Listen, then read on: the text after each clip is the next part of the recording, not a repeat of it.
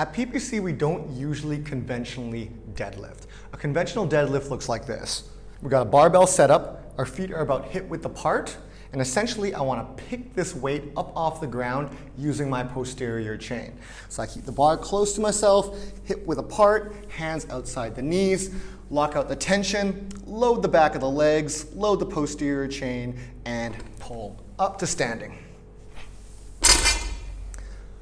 The reason we don't put a conventional deadlift in our programming is because in general, people aren't very good hingers. A deadlift in our PPC pillars is classified as a hinge, so a hip dominant movement.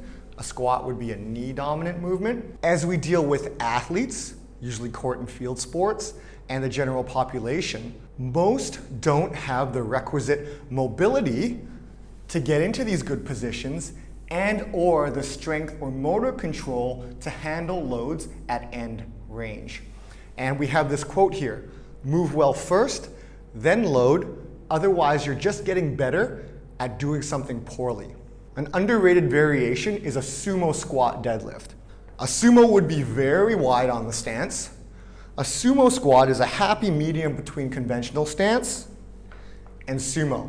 This is a little bit more athletic. My hands are on the inside of my legs.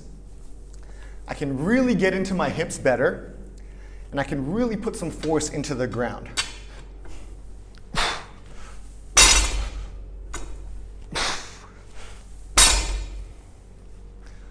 As we deal with athletes and the general fitness population clientele, this variation tends to be more of a reward versus risk scenario.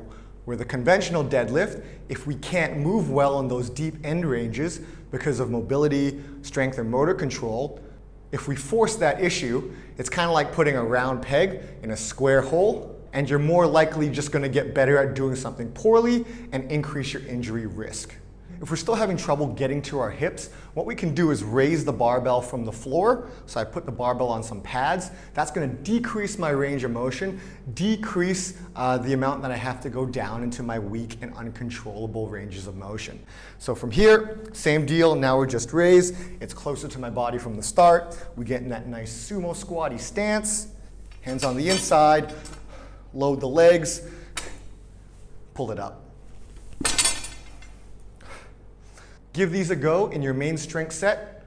I would recommend 2 to 4 sets of 3 to 12 reps depending on your goals.